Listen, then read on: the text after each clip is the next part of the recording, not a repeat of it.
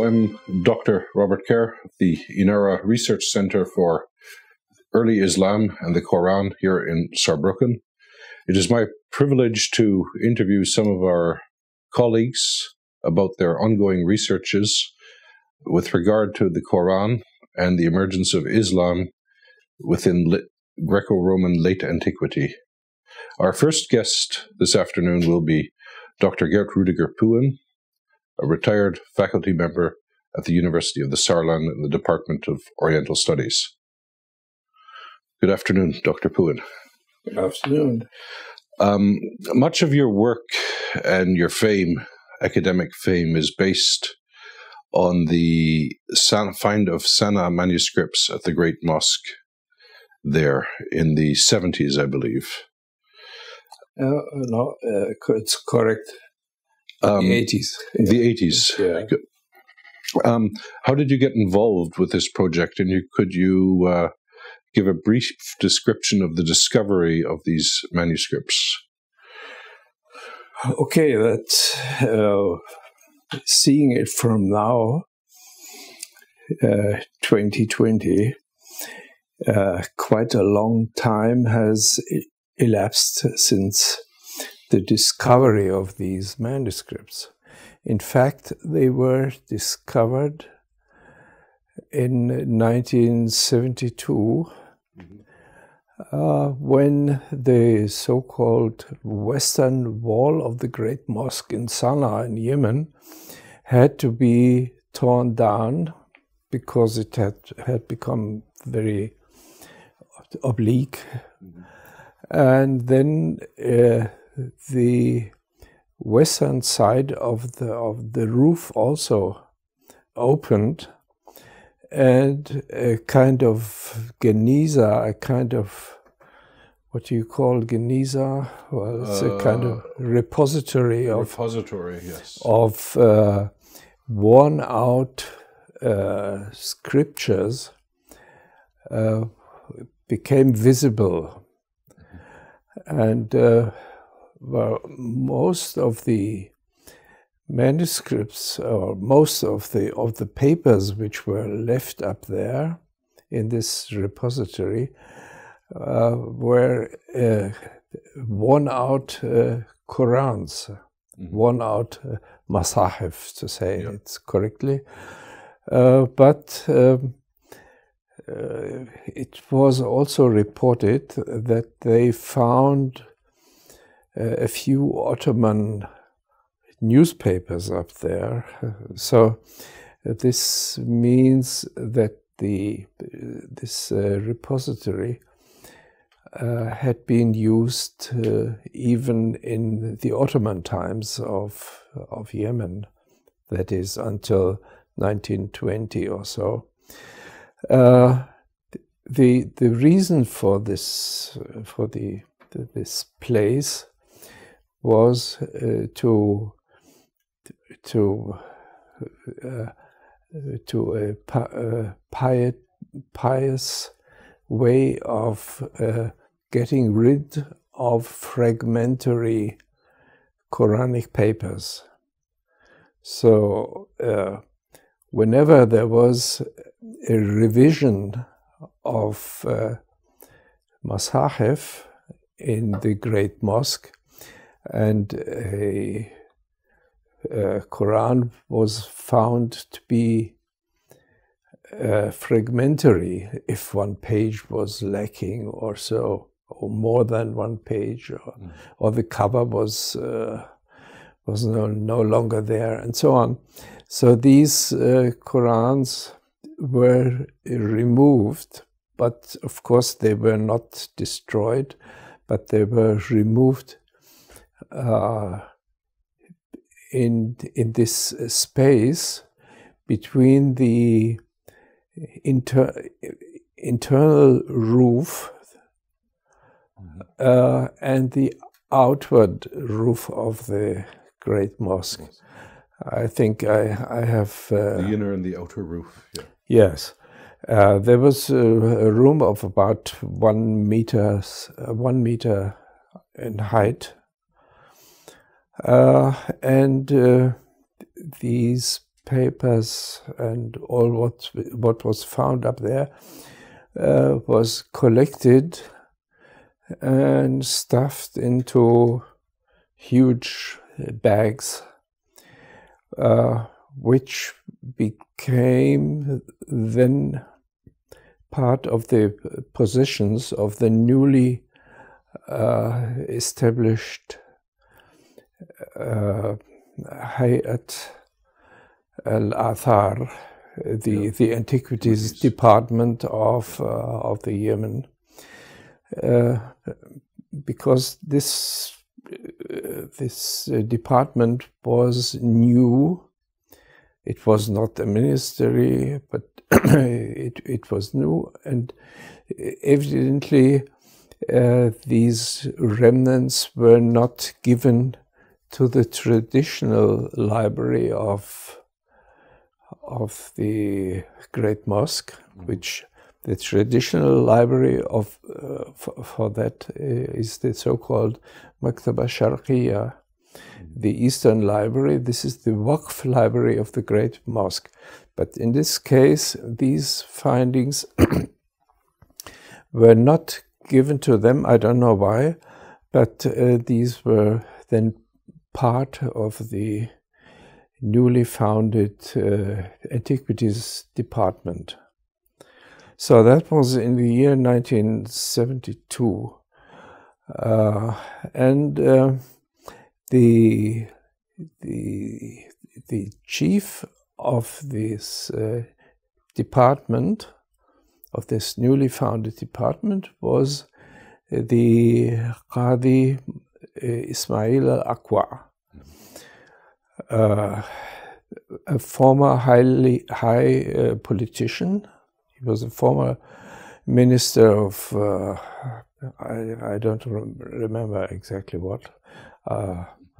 Anyway, he was very, very nice man and very highly interested in all developments of culture and so on. And he had the impression that something will have to be done with these fragments. So at first, all of these bags with the papers and parchments, they were restored. They were put into one of the minarets, or were put on the stairs of one of the minarets of the Great Mosque, and they were locked off. And then Qadi Ismail tried to find somebody who, or to find an expertise, what to do with these parchments, papers, and so on. He, as far as he told me, he contacted both the British Library and the Bibliothèque Nationale in Paris, but they had to decline because they said that first of all, it's too much. It's such a huge find. They can't really promise to treat it properly. And secondly, they had really no place to do something like that. And at that time, I had been visiting the Bibliothèque Nationale and the restoration department up under the roof of some building, and the only place to restore papers and so on was a table, and no other place for. So it is very easy to understand that they just declined. And then he found a way to ask a Royal Academy for Restoration in Copenhagen, Yes. in Denmark. And they said, okay, we could do that, but please send us specimen. And so the Yemeni side prepared specimens of very different kinds. Highly complicated ones. For instance, what we found afterwards, there were parchments. They looked like a pencil. In fact, it was a huge parchment, but rolled up from moisture. If you would have tried to open it, you would have just cracked it. It would break immediately.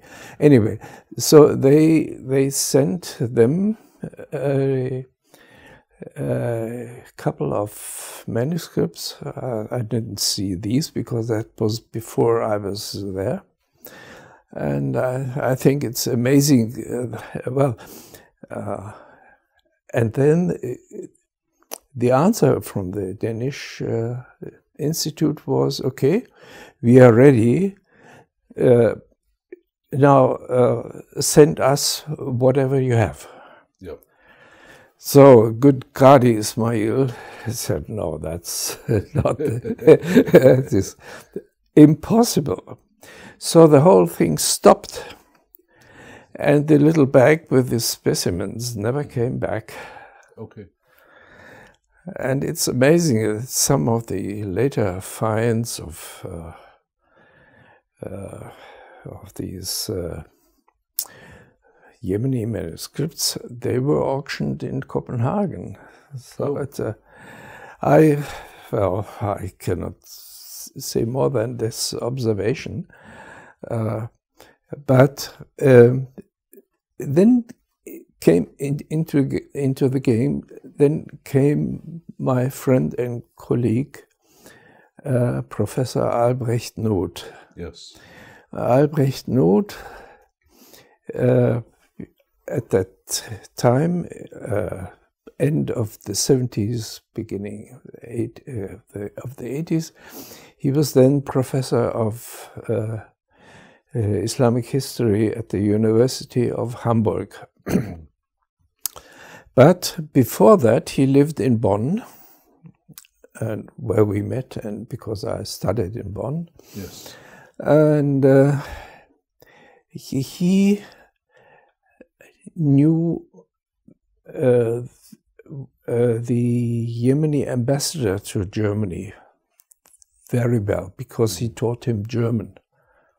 So I don't remember, was it Barakat, or I'm not sure who was the Yemeni ambassador then in Germany. Anyway,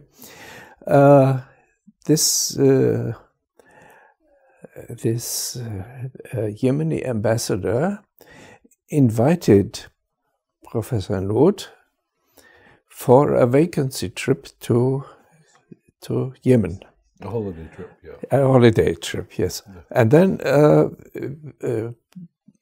Professor Noth accompanied him, and this ambassador showed him around. Mm-hmm. And one of the places where he came to was the antiquities department. Mm-hmm. And Qadi Ismail showed them the bags in the staircase of this minaret, yeah. And Albrecht Noth, as a historian, he wasn't really interested in Quranic manuscripts, but he said, okay, I see so many manuscripts there that it is certain that there will be some historical documents among them. So after that, the project. Yes, commenced. and when he got back to Germany, that was but that was still in Bonn, I think. And he's tried to start a restoration project for all of these papers, and it was then, with the help of the German Academic Exchange Service, the DAAD. Akademischer Austauschdienst. Yes, which was based in Bad Godesberg, near Bonn. There he managed to make arrangements, and also with the German Foreign Office, the cultural affairs. It was an amazing thing at that time that on every level of the German Foreign Office, there happened to be Islamologists. Yeah, so they immediately understood why it was important to do something. Yes. And so finally, the Foreign Office promised to finance a project, especially under the auspices of a state secretary in the Foreign Office named Hambrücher. And Hambrücher was an important person because she invented the argument cultural aid. And she defined this cultural aid in 10 paragraphs. And these 10 paragraphs were immediately imitated by the Dutch and by all other nations, because this cultural aid became an instrument to help emerging nations for nation building. That was the background of it, because, well, even at that time, there existed still two Germanys. And two Yemens. And yes, and two Yemens. And so it was inevitable that that some of this cultural aid poured into northern Yemen. Of course, the GDR, the other Germany, they had their projects in Aden and in southern Yemen and so on. So in a way, this belongs to the background of the whole project also. But well, then Noth was able to kind of prepare a consent between the Yemeni side and the German side, and then he contacted the most experienced restaurator for parchments, who was the director of the restoration department at the University Library of Göttingen. This was Mr. Branal, Herr Branal. And so they went to to Sana'a, and they took some specimens to lay the restoration foundations of the project. And some, well, I came into the game only after Noth had already sent to Yemen two other experts. but the one of these very early declined because he got another possibility to become a librarian. Yes. And the other one declined because he couldn't stand the climate. Because Sana'a is on 2,300 meters high. Yeah. So although he was a very good man, Ethiopiist and Semitist, and all, he couldn't stand it from physically. Yeah. So I remember very well at the end of 1980, I got a phone call. It was a few days before Christmas. I got a phone call from Albrecht Noth from Hamburg, and his words were as follows: "Dear Gerd, I'm just now on my way to Sana'a. I have a project there with, I didn't know about the things before, but what had been before.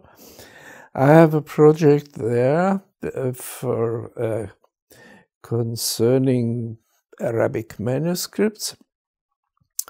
I now need somebody who knows Arabic, who is interested in the Quran,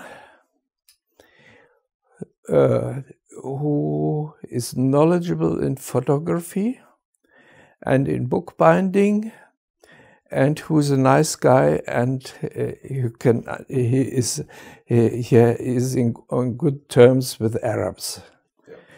And the only thing I told him, "Okay, Albrecht, carte blanche." Yes. Yeah, and that was the end of the phone. He traveled to Yemen, and 4 months later, I started my work in Sana'a. Yeah, so that's chiefly involved the preservation of the manuscripts themselves. Yes. Well, it turned out, of course, we had first to look what is there. Mm.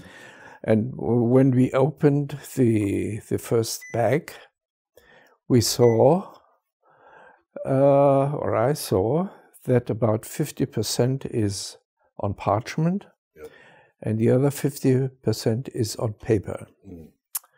Of course, in view of this huge amount of remnants. How many leaves are we talking about in total? Approximately? Maybe 20,000 or 20,000 so. Yeah. Leaves in parchment and paper. Yeah. So I thought, okay, my lifetime is ending, and we will have to concentrate on what I would think is the earliest. Yeah. Wow. And then I said, okay, we leave all paper aside. And they are still left aside now. Yeah. They were all restored nicely in boxes, written on it. But not identified. No, not identified, not restored, because it is different to restaurate parchment or paper. So these are totally different. So you have to decide. So you concentrated on the parchment? Yes. And they were largely or not exclusively Quranic yes. leaves? Almost entirely. I think there is one handful of other stuff. Mm. I can only imagine that some treaty got within the Quran, which was then disposed to that. Or maybe place. Old parchment used in the binding, or yes, because usually if you have any other paper or a parchment which is not Quran, you have not this pious attitude towards if you it. compare it with the Cairo Geniza, with the Jewish manuscripts. Yeah, of course, there you have everything in it. Exactly. And it would have been also possible to keep other papers with the word of Allah on it. You see, that's the reason why usually it is difficult for Muslims to dispose of any paper that's written on or printed with God's name. So, but still there are some exceptions. Yes, I saw. So you were involved in the restoration, identification, and cataloging of the manuscript. And how long were you there? Well, I was there from I think March or April 1981. 4 years continuously. Yes. Until 1985, and then I also visited the project in Yemen. I think 2 or 3 times after that. Anyway, but if you imagine this huge amount of papers, So how many parchments were there? The parchment leaves were there approximately? Well, so at the end, proportionally to paper, 50%. 50%. Yeah, Okay, but so well, plus or minus 10,000. Yes, yes, Okay. And then at the beginning, of course, it was impossible to see the whole thing. So we had a young lady with us. She was a restaurator, and we started to work after she had had a training in Göttingen. Thank you. No, this was very interesting and enlightening to see what the history of the discovery and the involvement was. And in our next episode, we shall continue with some more detailed questions as to the contents of the text and their significance for Quranic studies and understanding the nascence of Islam and the role of the Quran therein. Thank you very much for this.